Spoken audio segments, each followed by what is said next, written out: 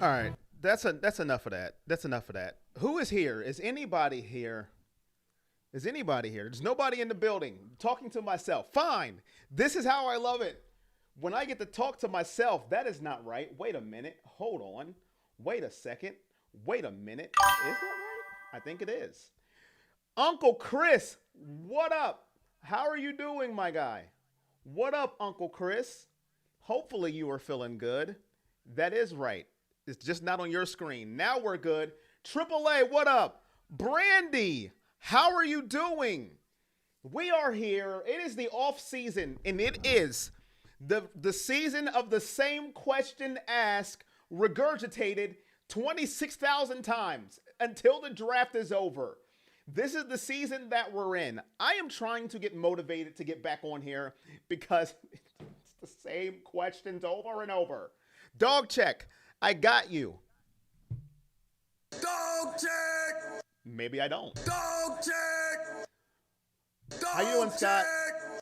Uncle Chris, AAA, Brandy, Scott. How are you doing this afternoon? It is April 13th, 2026. We are 10 days away from the NFL draft, where we will finally get some answers to all of our questions. We will finally get some answers to everybody's speculations, everybody's mock drafts. There has been 382,000 mock drafts done on Twitter alone, and nobody knows the answers. But we will get the answers. April 23rd. 46 months. Holy crap. Here comes the money. Here we go. Money talk. Here comes the money. All these picks this year better not F it up. Top pass rusher, maybe a lineman. They better get a receiver, first of all. If they don't get a receiver, I swear on everything that I know, I quit. But they won't. Listen, we're going to talk about that first, by the way. I was going to talk about Deshaun versus Sheduer, but I'm going to go to Andrew Berry first. We're going to talk about Andrew Berry and that sixth pick. I am starting to believe, the more that I read things, that we are trading this number 6 pick. And here's why. They're trying to trade down because supposedly they were not too enamored with Carnell Tate's his athletic numbers at the combine. So now, we can get a receiver in the later rounds. We can make it work. We can get somebody at 24. Maybe the second round is what I'm reading. And they want to stock draft picks for later in the draft, maybe next year. And this is the AB way. We shouldn't be surprised. This is what he does. And I don't believe Cleveland has taken a top flight receiver since Braylon Edwards. If I'm wrong, please fact check me. Corey Coleman doesn't count. But I don't think they have. If I'm missing somebody, please let me know. Please take Tate.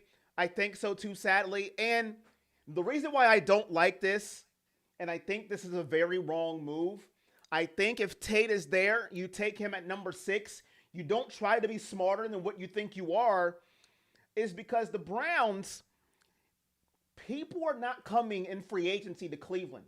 You are not getting these receivers when they become a free agent to Cleveland. We are not a destination where players go, oh, I can't wait to get to Cleveland, Ohio. They don't do that. It's not what happens. Some fans in their fairy tale mind believe that, if Tyreek Hill becomes a free agent, he wants to come to Cleveland. If Mike Evans, you heard Mike Evans said, dear God, no way am I going to Cleveland. But, when you put on your brain, no free agent, and I don't blame them, wants to voluntarily, when they're good, come to Cleveland. So we need to hit on a draft pick. And they need to play well for us to succeed in getting a weapon. And now we're sitting here at number 6, and we have a chance to get Carnell Tate, who some people say he's very good, and some people say, oh, let's pass on him. We can get somebody at pick 24. They're at pick 24 for a reason. At sometimes they are, sometimes they're not. You can get a steal. We've tried to get a steal route, and we have nothing but stolen the fans' money trying to go and get a steal route. You're going to see a statement pick this year. Devontae Adams, 6.5, second round receiver, might not be bad. Do you have a faith, Brandy, that the Browns can get a Devontae Adams-like receiver in the second round? Do you have the faith in Andrew Berry? Now, listen. Andrew Berry did a great job last year. I cannot hold that against him. Okay? The only pick that was terrible was Dylan Gabriel. Some people will say Sheduer Sanders too. We'll see how that plays out. But Sheduer Sanders with the 5th round pick, if it doesn't work, who cares? Dylan Gabriel was a 3rd round pick. You could have got a lot better players at the 3rd round. We took Katie York. What pick did we take Kate York? That was a terrible pick. I don't think Andrew Berry is going to get a Devontae Adams-like pick in the 2nd round. I could be wrong, though, Brandy. I don't know everything. It's just my humble opinion. Now, here's my question to you guys. We need to take Tate at 6 and the best left tackle on the board at 24. I agree, AAA. Hit the like if you're coming in. Here's my thing with Cleveland. It's like this. We have Sheduer Sanders and we have Deshaun Watson. Most likely, one of them is going to be your starting quarterback. We'll talk about that pretty soon here. How do you expect them to succeed if you don't have the weapons to help them out? It's like if I told Brandy, AAA, and Scott, I want you to make the best macaroni and cheese ever for Thanksgiving. And the ingredients I give you is Spam and eggs. How in the world will you make macaroni and cheese? The best macaroni and cheese ever with Spam and eggs. Spoiler alert, you can't do it. There's no way you can. And that's what Andrew Berry expects his quarterbacks to do. He gives you these receivers that would not start on another NFL franchise and says, make it work. Well, coach, can you give me something of substance that I can work with here? No disrespect to Cedric Tillman of the world. But when Cedric Tillman is your next best option besides a Jerry Jeudy before Isaiah Bond took over that role, right? You're in trouble. That's why we need to go out here at pick number 6. And if he's still here, go get Carnell Tate. Don't overthink it. Don't try to outsmart yourself. But I just think we're going to do it. We did the same thing last year. Now, I'm not saying it didn't work out. We'll still have to see what happens. We could have got Travis Hunter. We said no. We traded the pick. We got Mason Graham and Jacksonville's pick. Mason Graham seems like he's going to work out. We're going to see what we do with this Jacksonville pick. This Jacksonville pick is going to tell us what we do this year. Was giving up Travis Hunter worth it? Because we could have got a top flight receiver last year. We passed. We have another chance this year. Will we do it? I am starting to think, everyone who was here, we are not going to pick Carnell Tate. Deep down inside of my Tootsie Toes and my soul, I think we're trading down to get more picks, to get more assets, and to pick a lesser receiver. What word is that? A lesser receiver around pick 24. Let's see here. What did I miss? I say you trade back and hedge your bet on 2 players instead of 1. No! Hong Kong style Spam and egg macaroni is a popular comfort breakfast consisting of macaroni and savory chicken, both topped with pan-fried Spam and sunny side.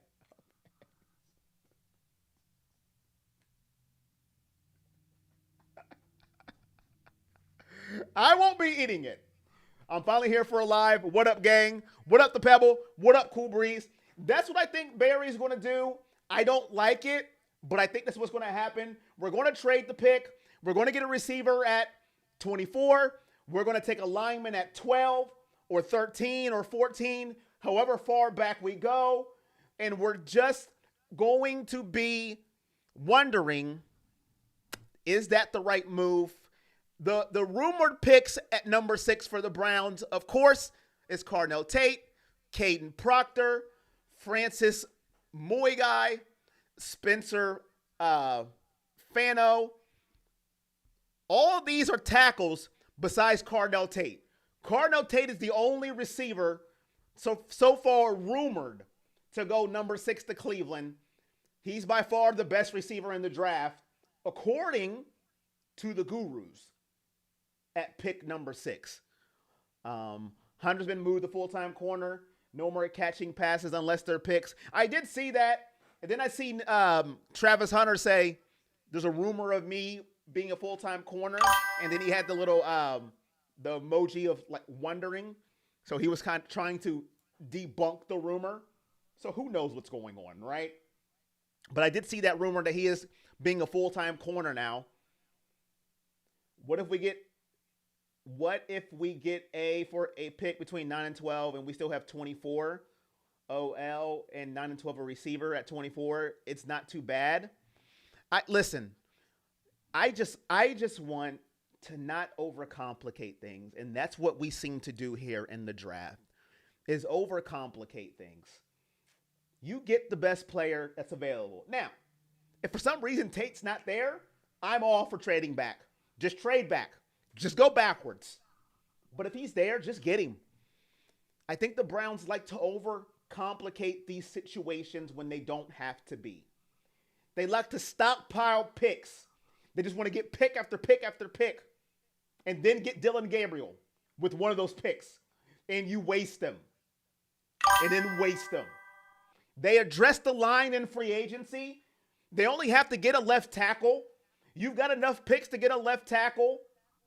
They did. Now, if they didn't address the line in free agency, I'd be like, yeah, pick 6, get a lineman. But they addressed it in free agency. That was their main goal. You always can use depth. I understand it. I get it. But they didn't address anything when it came to receiver in free agency. They were twiddling their thumbs when it came to receiver in free agency. You know why? Because no free agents wants to come to Cleveland. They just don't. They didn't trade for any. They didn't upgrade the receiver one iota. That's why I want to go receiver first. That's why right there. But they're not going to. They're not going to do it. And Deshaun Watson and Sheduer Sanders, they're going to be throwing to Isaiah Bond, Jerry Jeudy, Cedric Tillman, Wi-Fi, Geronimo Jones, and the number 24 pick in the draft. And you know what's going to happen after that? Fans are going to start complaining. The quarterback sucks. Who is he throwing to? It's going to be the question. I don't want to see fans complaining about the quarterback when we asked for macaroni and cheese and they gave him Spam and eggs. Wide receiver can't catch the ball, but QB being protected. We got O-lineman, Cool Breeze. We need a left tackle. For sure, take a late flyer on the QB.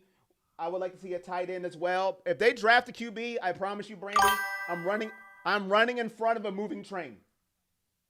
And you guys won't see me anymore. I'm running in front of a moving train. Keyword moving. I do want Tate really bad, so I wouldn't mind Tate anywhere between 9 and 12. But everyone's saying that's a reach. I ain't into college ball enough to put my 2 cents into it. Not DG. Brandy speaking all facts. Also, AAA, hope you're feeling my guy. Monken's often needs those medium to longer passes. What up, Myron? How are you doing? Speaking of passes, let's talk about our quarterbacks right now, minus Dylan Gabriel, who is still there. They're all have been in voluntary camp. They've showed up. They've went to the building. We're going to talk about this regurgitation until August. Watson versus Sheduer. Who's it going to be? Who's going to win the starting job unless they do draft a quarterback to put a wrench into the plans? I wouldn't put it past Cleveland at this point. It's like this. Death, taxes, Browns drafting a quarterback. That's how it goes. Who will be quarterback one? I have seen reports. Watson should be QB1. I have seen Sheduer should be QB1. And it's just going to change day to day. I'll tell you this. I have supported both. For you who have been here long enough, you know I have supported both. Fifth round QB. Realistically, we need a center and a left tackle, but also we need a receiver and a tight end. What up, Myron? Watch DG wins it. They're paying Watson all the money. So, Royce, how are you doing? Maybe you were in my last chat. Maybe you weren't. Nice to see you. Trade Watson for a bag of Cheetos. I said this when it comes to the quarterback competition, and I really think it's going to come down to this. Roy's, very good comment. Deshaun Watson is owed like $48 million this season. Sheduer Sanders is owed like $2 million. That's going to mean something. I think Sheduer Sanders has to really outperform Deshaun Watson to win the starting quarterback job. Everybody's going to say, well, Sheduer, he was the starter leaving the season. That's true. It is. But guess what? Money matters.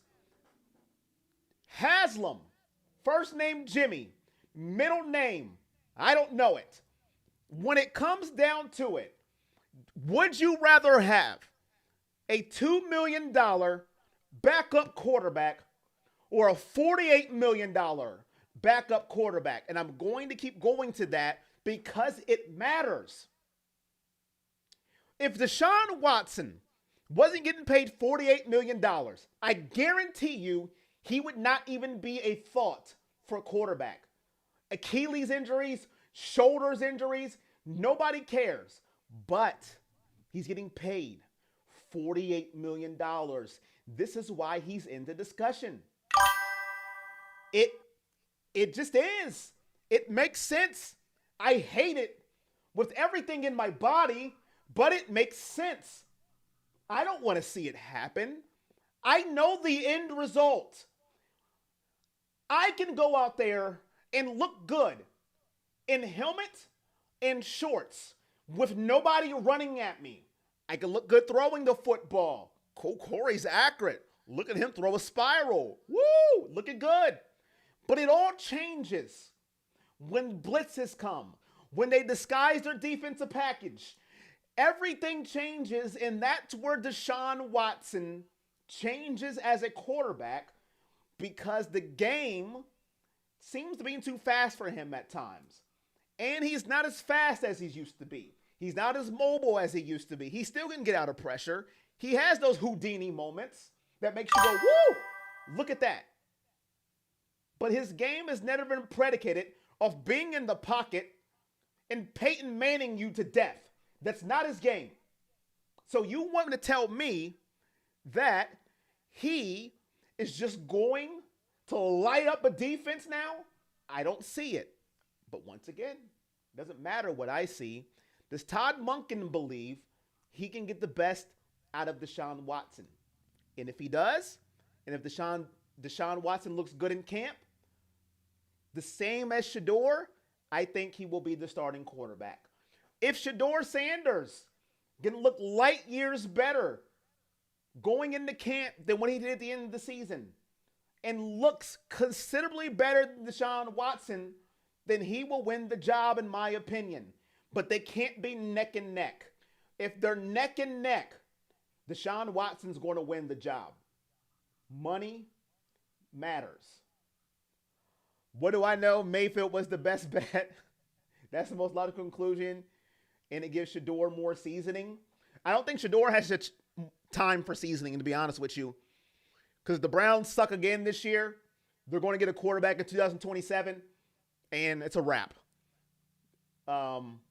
Because they are a quarterback drafting franchise. We would have won a Super Bowl if it wasn't for a meddling billionaire. Do let the NFL in passing yards with no receivers. Sheduer ain't doing that ever. He did do that in 2020. In 2020, I had an edge up and I had waves. That was decades ago. We can't use when he was good at football. We all going back to the past. We got to go to the present. That was 6 years ago, people. If he was still good like that, it wouldn't be a conversation. Yes. If that Deshaun Watson was on Cleveland, we wouldn't be caring about a quarterback. We would all be wearing number 4 jerseys saying we're going to the Super Bowl. But that's not the player anymore. Why do we keep bringing up 2020? Heck, Baker Mayfield was good in 2020. Wasn't he? I think he was. Seems that multi-season rebuilds in order. Don't hate me, but get a couple more first rounders next year for Myles Garrett. $5 donation. Thank you. Here we go. Appreciate you. Here comes the money. Watson's salary is guaranteed, but if he starts, they will lose national games and $5 ticket sales net loss. Sheduer, you get high ticket sales and national games net gain. Now we're talking dollars and ticket sales. Now you've got my attention. Who will put butts in the seats? I like that, Nate. Butts in the seats. Brandy, you bring up a very good point there. Speaking of Myles Garrett, is Myles missing voluntary camp a big deal? Let me know in the chat. Is Myles missing voluntary camp a big deal? I have seen some big stations saying, oh my goodness, if you want to be the leader of the team, you need to be there. You have a new coach. You have a new system. You need to be in voluntary camp to be that leader that they need you to be. And then I've seen, it's voluntary. It's not a big deal. It's Myles Garrett. He knows what he has to do. He'll show up when he has to show up. What side of the fence are you on? And I don't know why these headphones just go out and they just have a mind of their own. 1 second, please. And let me know how you feel. Hopefully you can still hear me, though. My headphones just said. No. It was a big deal last offseason. All right, so I have a no. It was a big deal last offseason. So a no and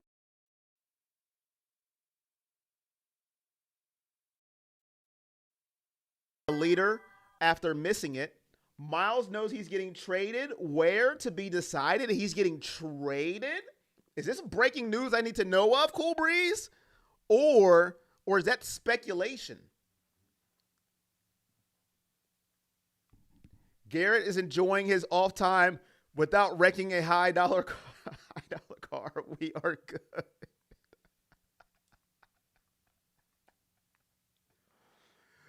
Oh, man. You know what? He deserves it at this point. As many speeding tickets as he gets, not a big deal. Good to go. Good. Listen, I don't have a problem with it. I really don't. I understand people saying if you got to be a leader, you need to show up. I can understand that point, and I get to take there, but I am not opposed to him missing voluntary workouts. Myles Garrett does, we know what he does, right? He leads the league in sacks. He sets records. He puts quarterbacks in his graveyard, and it is what it is. I don't have a problem with it. If he was a quarterback, that's a different story. Quarterbacks in a new system need to be in camp. They are the head of the snake. They are the most important player on the team. They set the tone. And if he was a quarterback, I got you. I can understand the frustration if your quarterback is not at voluntary workouts, helping the young men, especially if they're a veteran in the game. Why aren't you at camp with your new coach installing the offense? But he's not a quarterback. He is the best defensive end in the league. They know what they get with Myles Garrett. And when he shows up, he's going to wreck that poor offensive line of Cleveland, whoever they draft. That poor soul is going to know what it means to go up against eventually the best defensive end to put on cleats. I said it. Get mad at me. I don't care. So we'll know it's not a big deal. But Cool Breeze and Brandy bring up a point that I want to ask.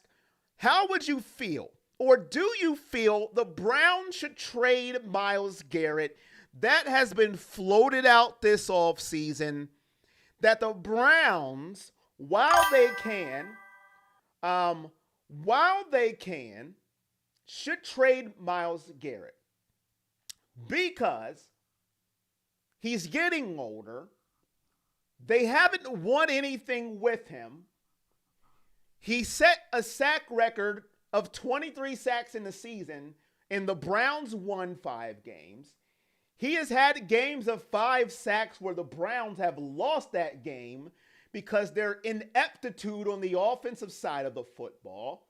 Would they be better off trading Myles Garrett, knowing what Mason Crosby went for before the trade got rescinded, and now you have a base of what you can get for Myles Garrett?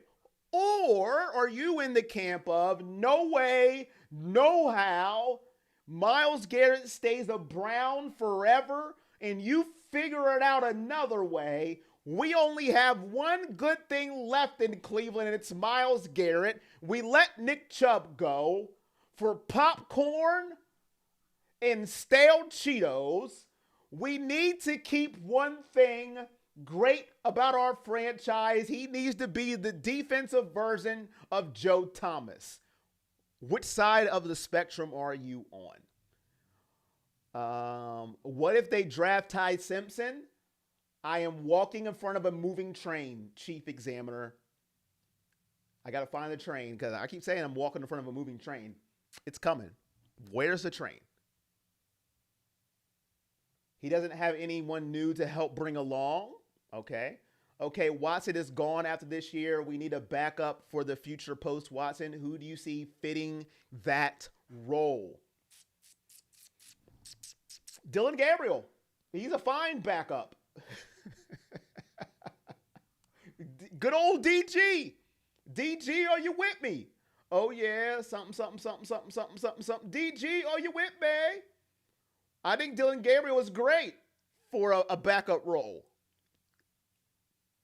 A high pick backup, but I think Dylan Gabriel can play a good backup.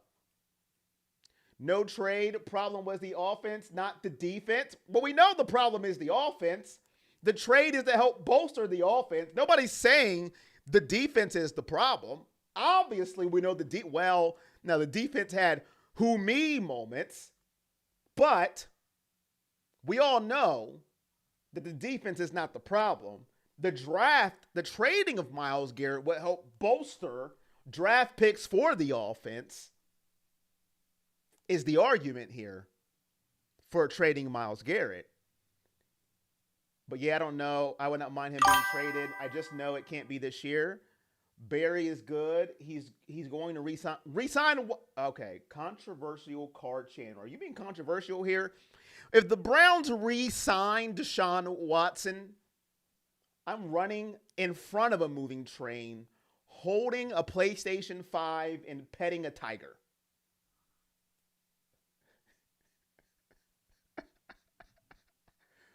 I felt worse releasing Mayfield and Chubb.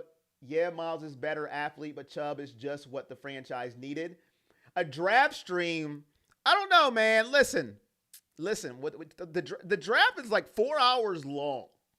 4 hours long.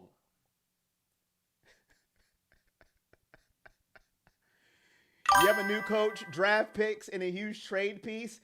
send Myles away for another top 10 this year and a number 1 next year. Both teams that made it to the Super Bowl, great defense and some offense. Keep Garrett and get Max Crosby. I hate to tell you, but we are trading Myles at the end of 26. Take the haul. They bring in and build for the Dome 29. You know that Watson did not have an O-line and bad receivers. What up, Kathy P? That is incorrect.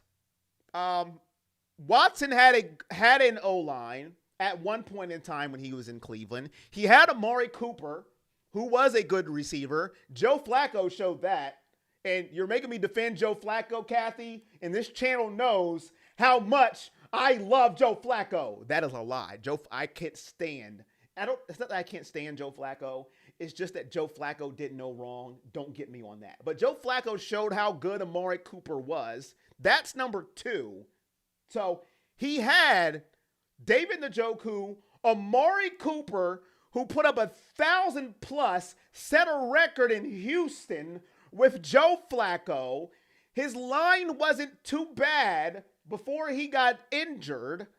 So let's not act like he had the line that Sheduer Sanders was running around last year with duct tape, Gorilla Glue, and a half piece of chewing gum. His line wasn't that bad, and his receivers weren't that bad either. Deshaun Watson's receivers on Cleveland were better than what he had in Houston when he was actually good. And I defended Deshaun Watson. This is me saying that. Go watch my streams. This is me saying that. We want the meltdown. Need to get that Nick Chubb back. I agree with that, Myron. I agree. I would say this as far as trading Myles Garrett. If you're going to trade Myles Garrett, do it now. The longer you wait, the less you're going to get for him because he's getting older. The older he gets, the less you get. The clock is ticking. I know he's great, but he's getting older and you're going to lose value. So if you're going to trade Myles Garrett, which I don't want to trade Myles Garrett, I am in the camp. Do not trade Myles Garrett. I love him too much. I want him to retire a Cleveland Brown. But if you're going to do it and you're dead set on trading Myles Garrett for the future, for picks, for overhaul, to rebuild, then you do it now. You don't wait. Because the longer you wait, you're losing just a little bit more and a little bit more of what you can get for him. Because right now, I think you can at least get 2 first, maybe 3 if you are a great negotiator, but you at least can get 2 first. Maybe 3 if you can negotiate. But that's just my opinion on that. Doesn't make that I'm right. I'm right 20% of the time, wrong 70% of the time, and then there's that 10% of the time where it's just up in the air.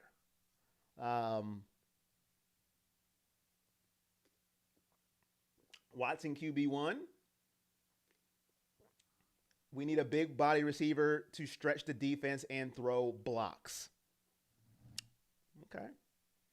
What else did I want to talk about before? There was something else I wanted to talk about. What did we miss? We got that. We talked about Barry. Here it is. Here, I knew I missed something. Do you guys believe that there will be a fair QB competition under Todd Monken? Now, if you were watching the Browns last year, you understand that the quarterback competition last year was a complete joke. It was not a competition, and it was not fair in one iota, especially for one man, and it rhymes with Medor Manders, okay? If you don't know who I'm talking about, Sheduer Sanders. It was not a fair quarterback competition. Do you think going into the season this year, it's going to be a fair quarterback competition under Todd Monken? He said the reps will change. He's already said the reps will change. So he's already said that. Reps are going to change. Just depends. We don't know who's all going to be in it yet. We all know Gabriel, Watson, and Sheduer. We got that. They could draft somebody. Chief said, what about Ty Simpson? Brandy said a 5th-round quarterback. What about that? Cooper fell off bad in 24. He did. He fell off bad after that. But Watson was already out. He was already hurt. He wasn't playing. The year Watson was playing, when Flacco took over, Cooper was elite. After that, he fell off. You were right. He was a shell of himself, and we got rid of him just in time. You were right. But before that, he was elite with Joe Flacco once Watson went down. And I couldn't believe what I was seeing. I was like, oh my goodness. I thought we had another good 2-3 years left of Amari Cooper, but then he just fell off a cliff, went to Buffalo. The cliff really fell off, and then he retired.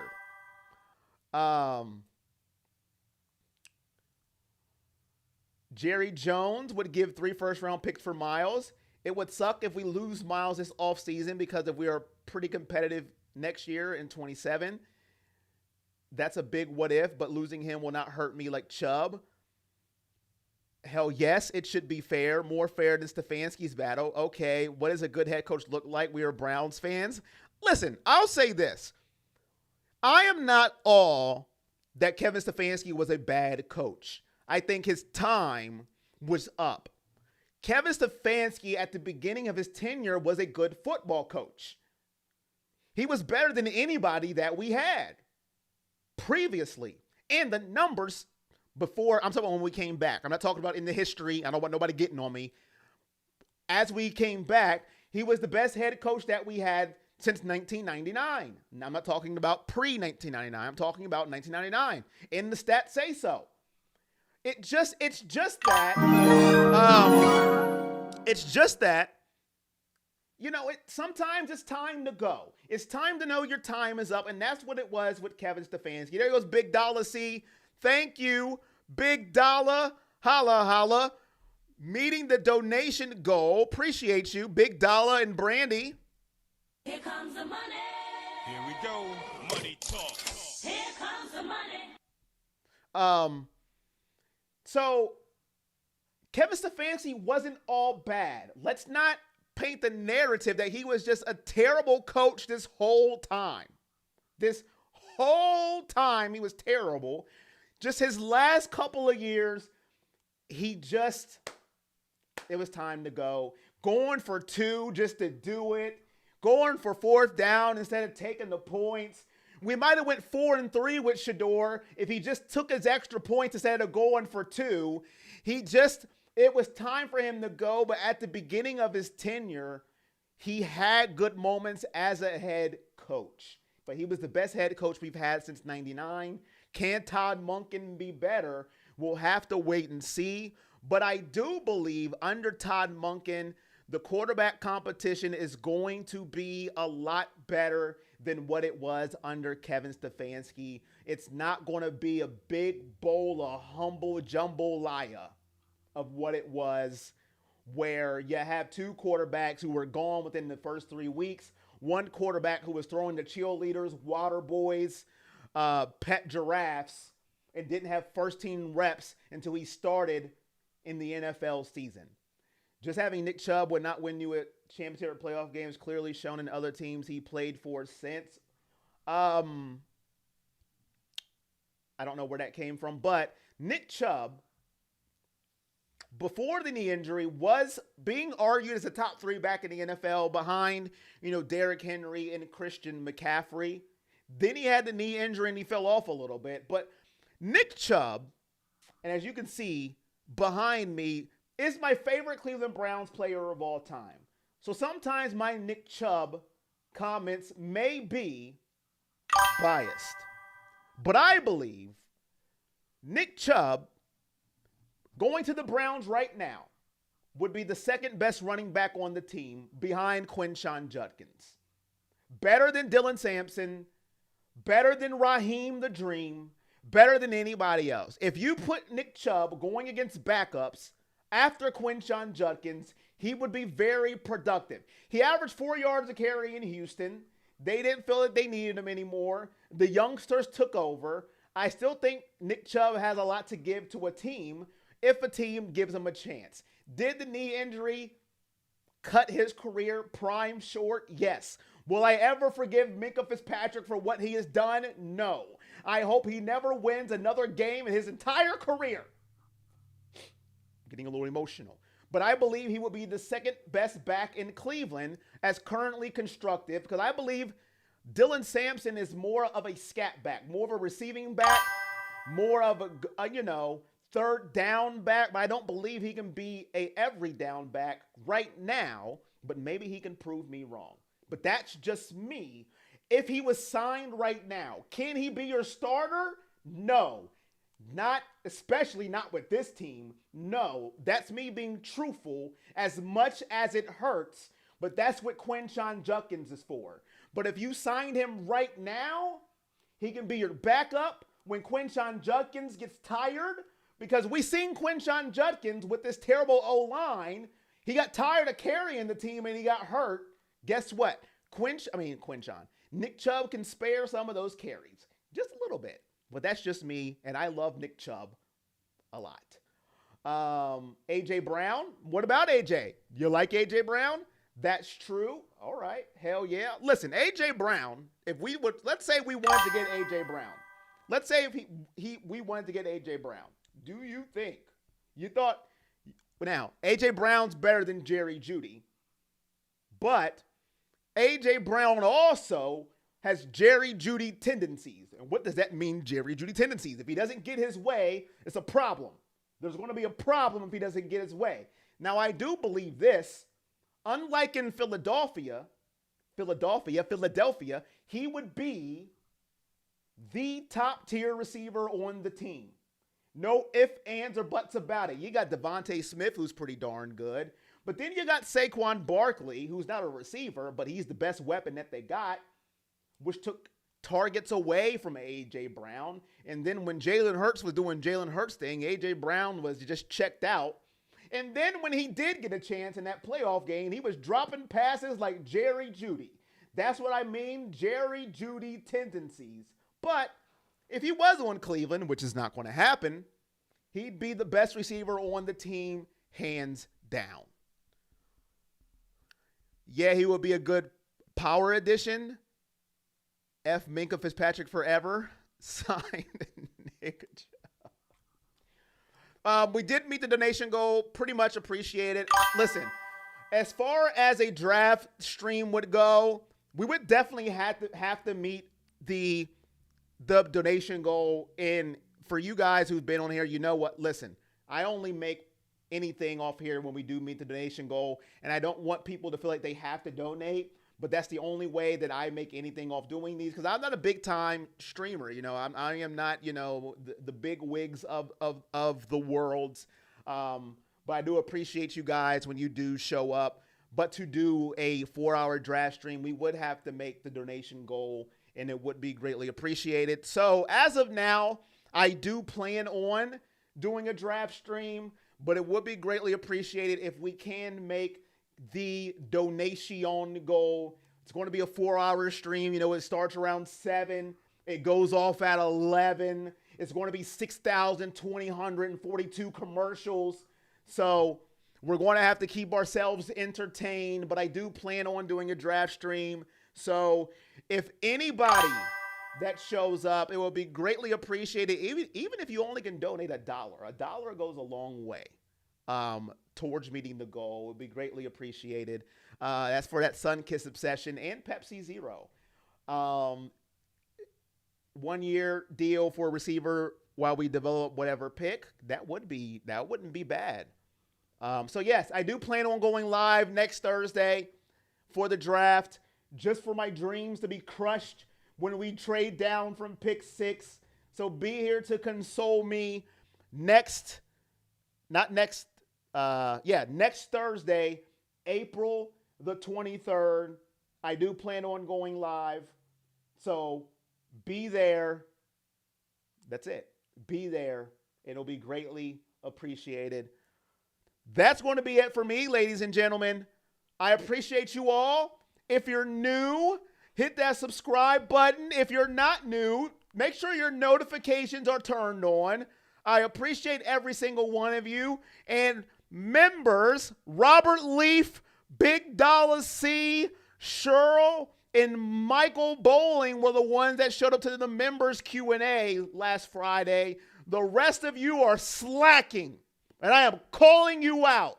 Members are slacking, so the ones that see this stream later, I am calling you out. You're slacking on the Q&As. We have a Q&A this Friday posted on the members page. I need you to show up and prove me wrong. The call out is official.